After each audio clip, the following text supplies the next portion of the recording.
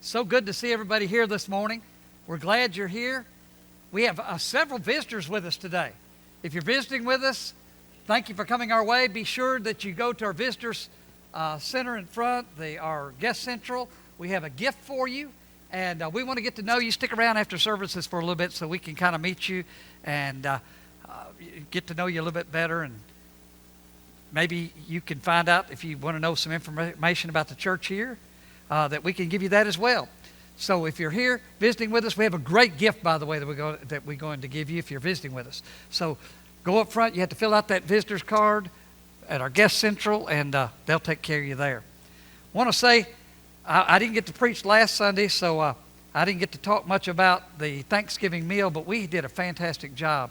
Those that took care of the Thanksgiving meal, and you just don't know the difference that you make in a lot of people's lives. And I know some people question sometimes, well, why do we do this? I mean, why are we doing this? Why do we send it to, we send it to the people in jail? You say, well, the county already furnishes that for them. Well, they do.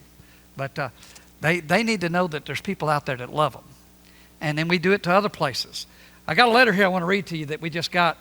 It was sent out the 28th. It says, to the church.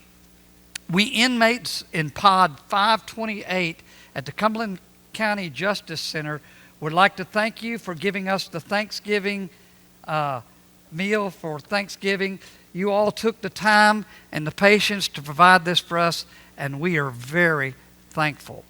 Please continue to keep us in your prayers. And it signed everybody in that, the inmates in that group there sent this to us. Last year, I don't know whether y'all recall, but last year, we got another thing from the jail.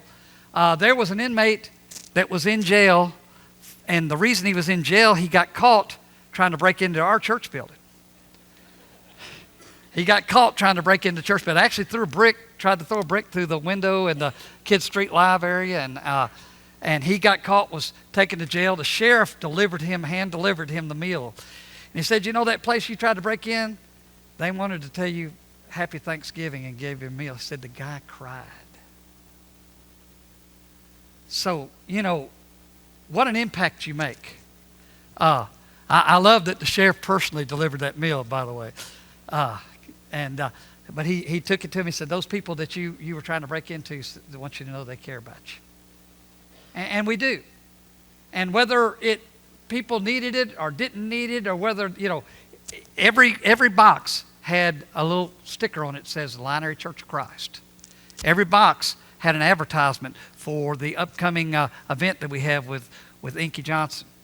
And it's a great way to reach out. So just know that your labor's not in vain in the Lord. That the least little thing you do, even a cup of cold water in His name, will not go unrewarded. So remember that. When you get to questioning some of that, remember that. And remember how good God is. I love this time of year. This morning we're going to begin a series, a short series, maybe 3 lessons, on It's Time for Christmas. And I want to know when I say those words there that it speaks panic to some of you. Because when I say it's time for Christmas, you think it's time to shop. It's about things that need to get done that haven't gotten done. There's gifts to buy. There are gifts to wrap. There are things that need to be put up. There are all kinds of things that need to get done. And we got to do all these different things. And sometimes it sort of comes and goes, and it doesn't work out the way we wanted it to go. My question is, what kind of Christmas are you going to have this year? Now, the goal of this series is to make this year different maybe than in the past. You may have had a good Christmas, but I'm telling you it could be better. You may have had a bad Christmas. And you're thinking, oh man, it's going to be the same this year. Well, it doesn't have to be that way. It can be better than it's ever been before, because the true news about Christmas, whether you like it or not, is the good news of what God has done. That is, He sent His Son. And the difference, that's what makes it different than any other season. And it ought to be the best season. This month we're going to think together about some choices that you and I can make and that we can enjoy it better than we ever have before. I cannot get this thing to stay up like it ought to.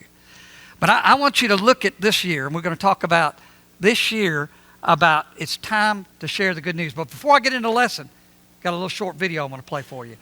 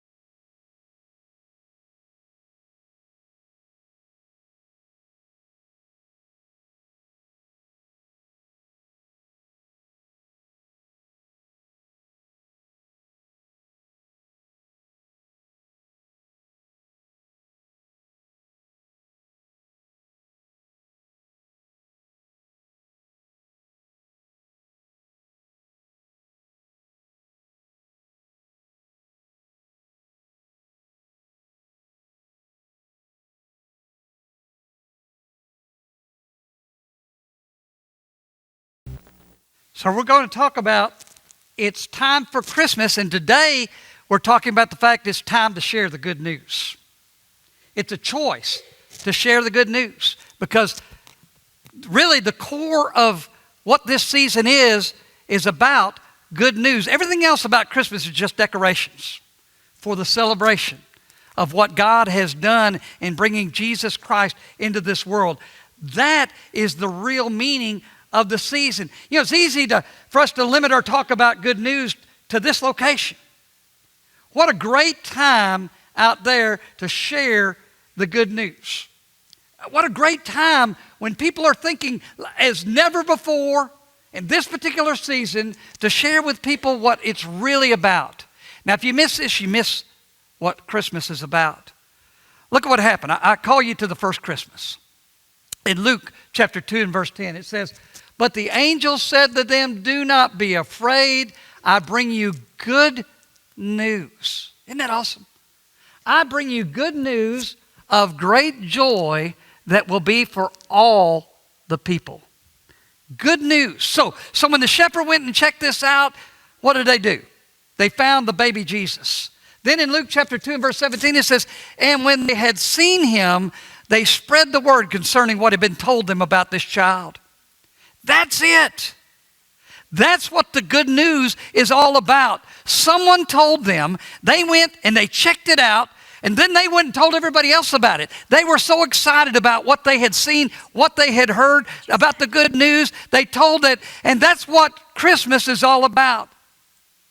That's one of the joys of Christmas, is the joy of telling the good news. Now we have been guilty of treating Christmas kind of like we do grace. We spend a lot of time telling people what it's not. You know, isn't that what we do with grace? We in the church, we tell people what it's not. It's not, it's not this and it's not that. But really, the same thing goes with Christmas. A lot of times we spend a lot of time telling people what it's not. Well, we don't know when Jesus was born. No, we don't. Well, we don't know. The Bible doesn't tell us anywhere that we celebrate Christmas. Let me tell you something a little bit about the culture in that day, by the way. If you're going to do everything about the way they did it back then, you shouldn't celebrate your own birthday because they didn't celebrate birthdays. There's nothing in the Bible ever says anything about anybody celebrating a birthday. Period.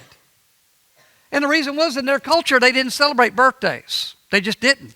By the way, that's not unusual. When we were in Russia, they didn't celebrate birthdays like we celebrate birthdays.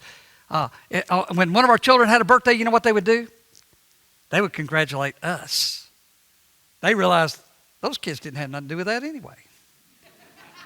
And so when when one of our kids would have a birthday, literally they would bring Gayla and I cards congratulating us on our children. Isn't that interesting?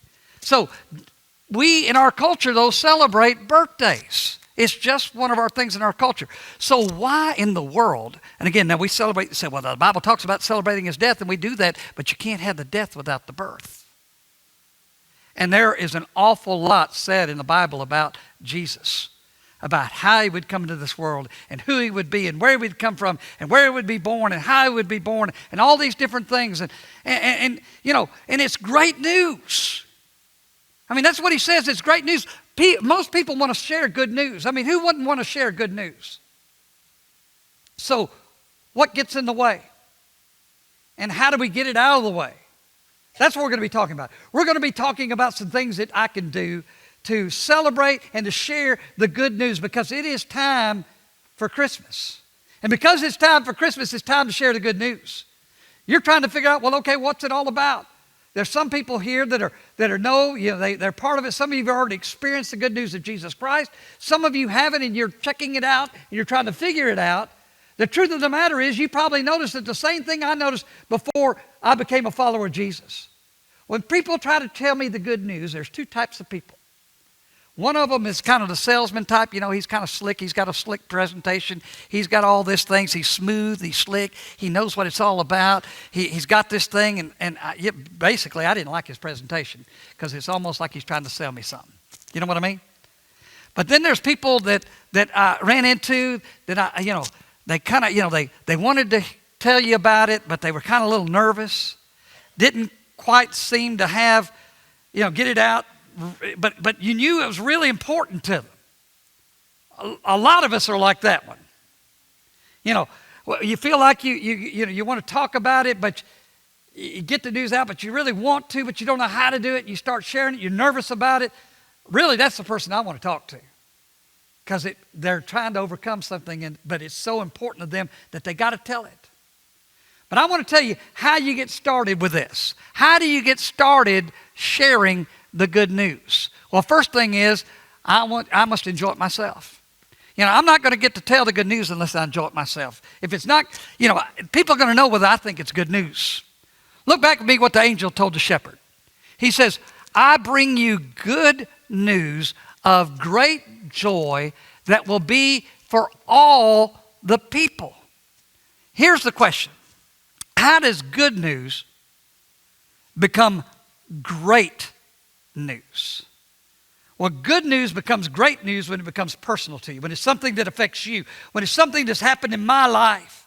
I mean, it would be good news if you came to me this morning and you said, guess what? I got an unexpected $5,000. That would be good news, but I'm going to tell you, if it happened to me, it'd be great news. That's the difference. You see what I'm talking about?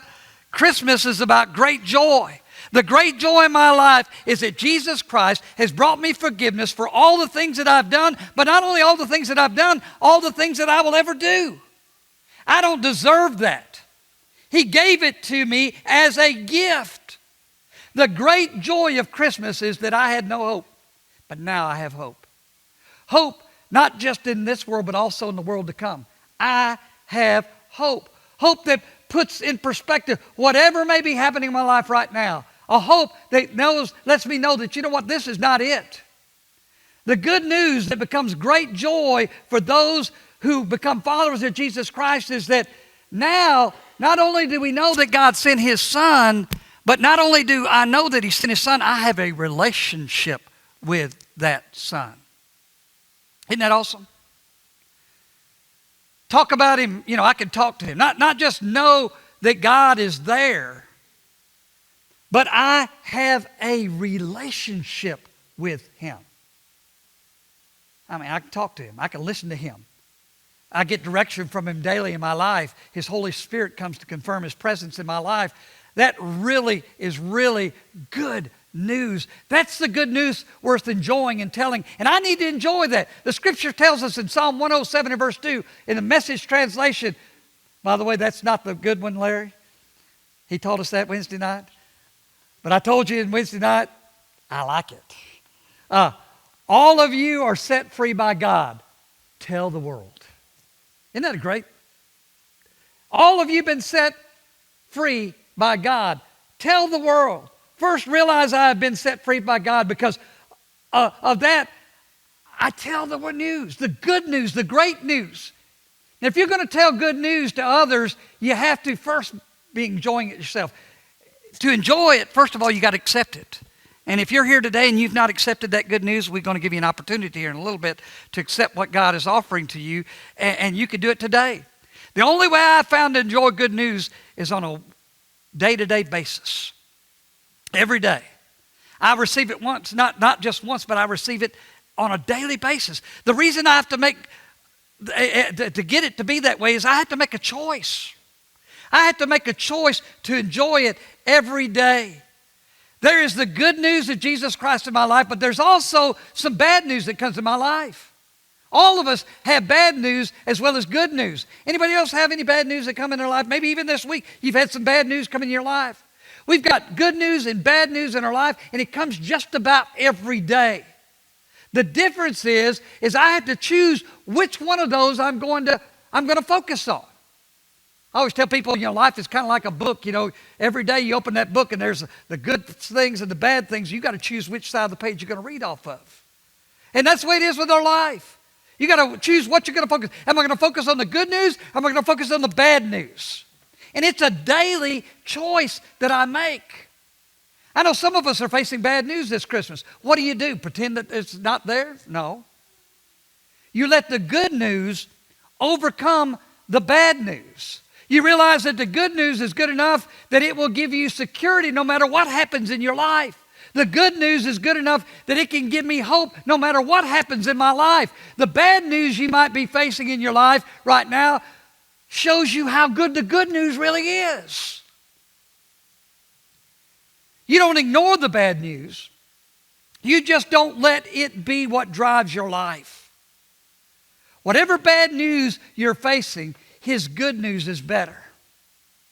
So you've got to let the good news take the high ground over the bad news, because His good news conquers whatever it is that has gone bad in your life, even to the point of death. Now, how do you do that? It's easy to talk about that today, but it's harder to live it on Monday. Do I let the good news be what drives my life, or do I let the bad news be what drives my life? And if I'll let the good news drive my life, then I will not be overcome by what the bad news is. Now, how do I make that work? The next verse talks about it in Philippians chapter 4 and verse 4. He says, be full of joy in the Lord always. As I say again, be full of joy. Here's the key phrase in that verse. Circle. In the Lord. You see, being full of joy is about relationship. It's about being in Christ. It's about having that relationship. You want to experience daily joy, daily good news, you connect to Jesus on a daily basis. That's where a lot of us fail. Experience the good news on a daily basis. Spend time with Jesus this month. Even a few minutes can make a difference. You're going to spend a lot more time this month at stoplights than any other month of the year. Isn't that right?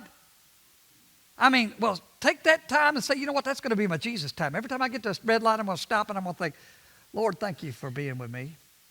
And thank you, and help me not to get, overcome what I'm thinking right now. And help me to get through this month. And red light, God, you are there. Find cues in your life where you spend a few minutes with Him. By the way, you don't have to pray with your eyes closed. And if I meet you on the road, please don't be praying with your eyes closed. December's rough enough. But, pray to the Lord. Spend time with the Lord. Talk to the Lord. It'll be a better December than before than you've ever have, because the good news is about a person. You spend time with Him. And isn't that great when you get to spend time with people? Thanksgiving, we went home. We hadn't been home at my family side of the house in 8 years. And you forget how good it is to be around people that you love to be around. Isn't that true? You just forget that. Last night we had an opportunity, a little girl that we left Russia. She was 12 years old. She's living here in the States now. She lives in West Tennessee. She's married to a young boy that we knew back then too. He was actually the son of one of the missionaries that was with me in Russia. She married him, and she was coming through. She's going to Knoxville. She has her own business, and she's doing stuff and all this, and she had to go to some kind of thing in Knoxville. She said she's coming through, and we said, well, you need to stop. And so she said, I will. And so she came through, and I said, not only do you need to stop, you just spend the night with us. She spent the night with us last night. Hadn't seen her since she's 12 years old. Beautiful, beautiful girl. She now got 2 kids that are beautiful. And to see her, what great time it was. It made me feel really good because she was in one of the churches in Clean, Russia, where we were. We established a church there. And you always wonder when you leave the field, did you do any good? She's faithful to the Lord. She's faithful. She goes to church every Sunday. She's a part, active. She loves the Lord. She loves her family. She loves the church. She loves everything about it. And you think, man, she was 12 years old when we left. And here she is 34 years old now because she's the same age as Melinda. And you think, wow. And what joy it brought. We didn't get to see her very long. Well, what joy that brought. Why? Because we have a relationship. And we spent time together. And, that's the way it is. We need to spend time with the people that we love the most. We need to love the Lord our God with all our heart, with all our soul, with all our mind, with all our strength. But then you need to spend time with Him. It'll be better. In Psalm 107, verse 22, it says, with joy they should tell what He has done. Who in the world wants to hear somebody tell the good news with no joy? I'm not going to mention anybody's name here, but there's one little girl in this congregation. I love her to death. But I call her my Eeyore. She knows how I'm talking about. She's sitting here, and she's probably going to whoop me when after church services. I'll see her. One of these days, I'm going to pass out because I'm going to say, how you doing? And she's going to say, I'm great. Instead, but what she tells me every time I see her, she goes, I'm good. It's good. She's 15 years old. I'm tired. She tells me that all the time. I'm tired. I love this child to death. I tell her every time I said, I love you. But I said, one of these days you're going to break out and I'm going to pass out. Nobody wants to hear good news from me, or let me just tell you that, by the way. She's going to get excited about something one of these days. She has done it a few times, by the way. It's when she got excited about something. When we get excited about the good news that we have with us, people want to hear it. They want to hear. And I want somebody with joy in their life, with joy in their faith, the joy to tell what He's done, because you are experiencing that joy yourself. That's where you start. You enjoy it yourself. Then you need to make time to tell the good news. This time of year, it's hard to make time because there's so many things I got to make time. Galatians chapter 4 and verse 4 says, but when the right time came, God sent His Son, born of a woman. God sent Jesus into the world just at the right time. But oftentimes, me, myself included, I have a hard time finding the right time. Finding time to tell people the good news. Why is that? Well, because they're too busy. We've got too many other things going on. It's interesting, especially this time of year, Christmas time, is it seems like we cannot find time. Because we're going so many different directions. Look at what Jesus said. He came into the world for us. It's the exact opposite of what we often experience this time of year. He says in Matthew chapter 11, 28, come unto me, you who are weary and burdened, and I will give you rest. Now, this time of the year seems like it's the exact opposite of what He came to give. We bake, we write, we shop, we decorate. In the middle of all that, the kids are out of school. And then you party. If I'm going to have time to share the good news, I have got to make that time. Let me give you permission to do something today. Let me give you permission to do something different. Let's give ourselves the freedom in December to take some of the things out of our schedule. Red is a Christmas color. we have a lot of red this time of year. Why not just get you a red pen and get on your calendar and mark off some of that junk that you've got on your calendar? Do it for two reasons. One, do it so that you can enjoy the good news this December like maybe you've not done it in a long time. Secondly, maybe you feel guilty about doing the first thing. Do it so that you have time to share it with somebody else. You know what Psalm 90 verse 12 says? Teach us to number our days. Recognize how few they are. Help me to spend time as we should. Isn't that interesting? You do not have to do what you did last Christmas. You had the freedom to change your schedule so that you can have the time to enjoy the good news and time to share that good news. That's what you need to be doing. And if you're ever going to share that good news with others, you're going to have to do it. You're just going to have to make the time. Now, how does that work? Well, I got to plan it.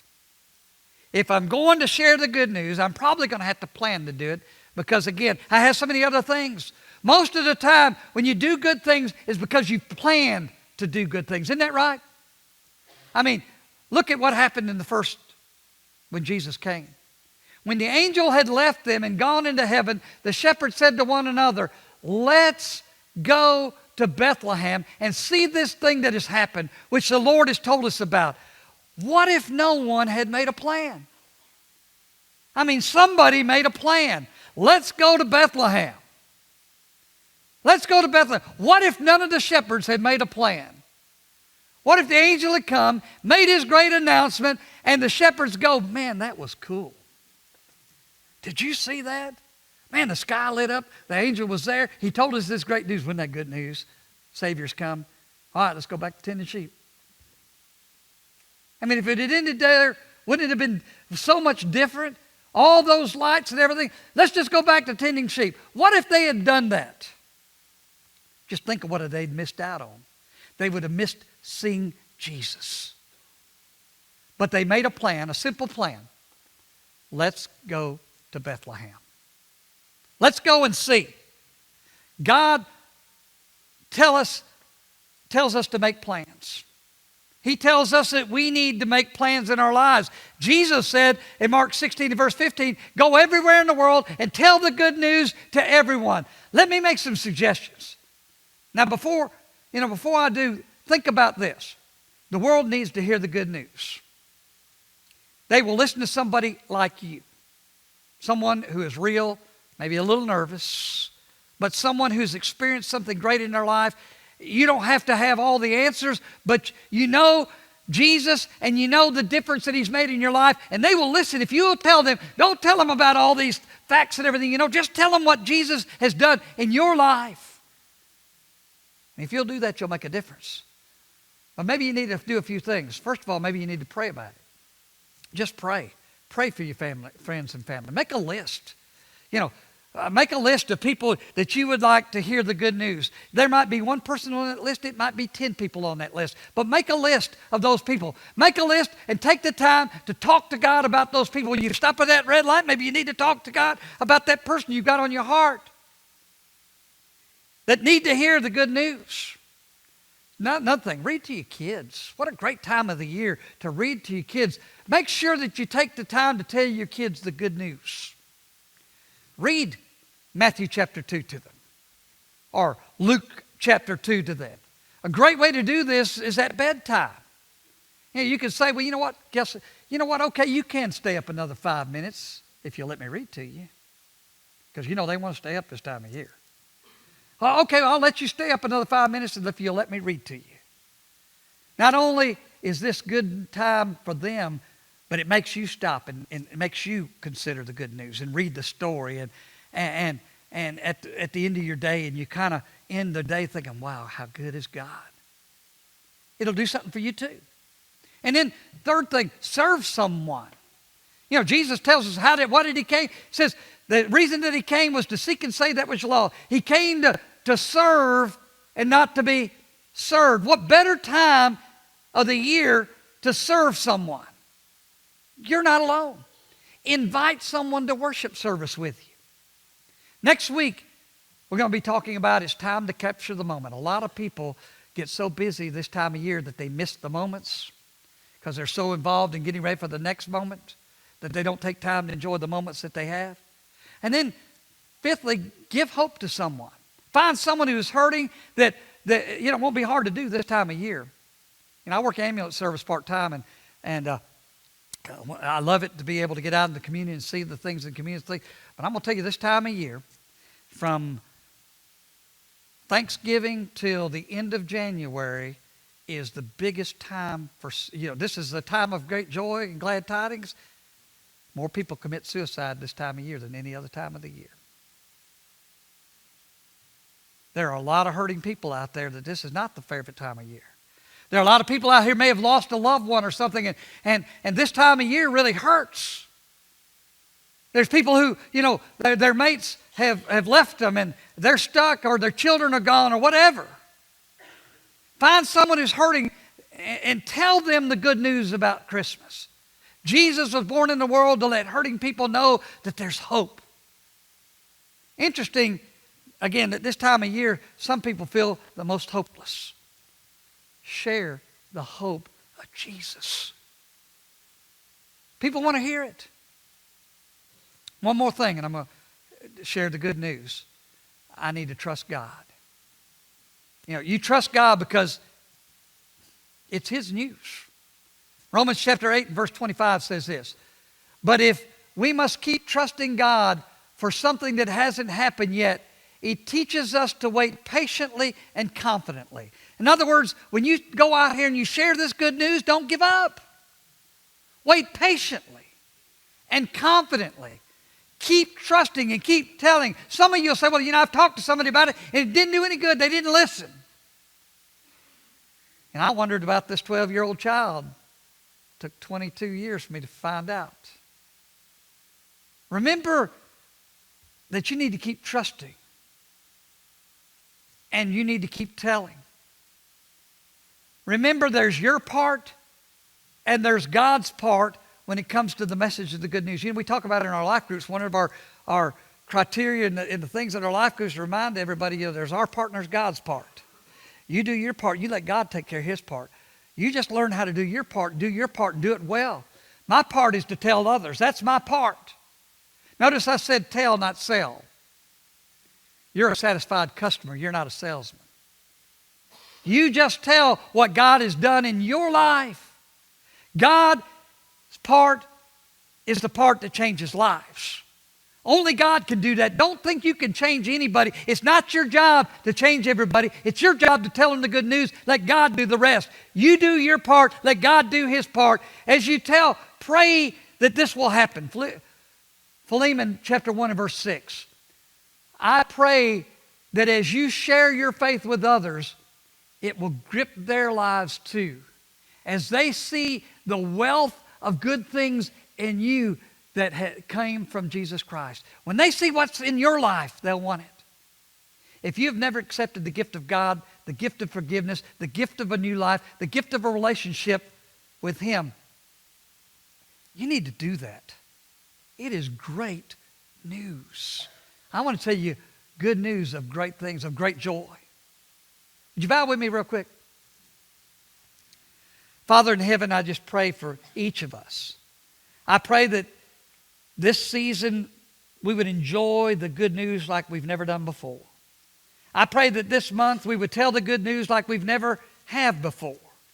I pray that this verse that we've just read, I pray that as we share our faith with others, it'll grip their lives as it grips ours.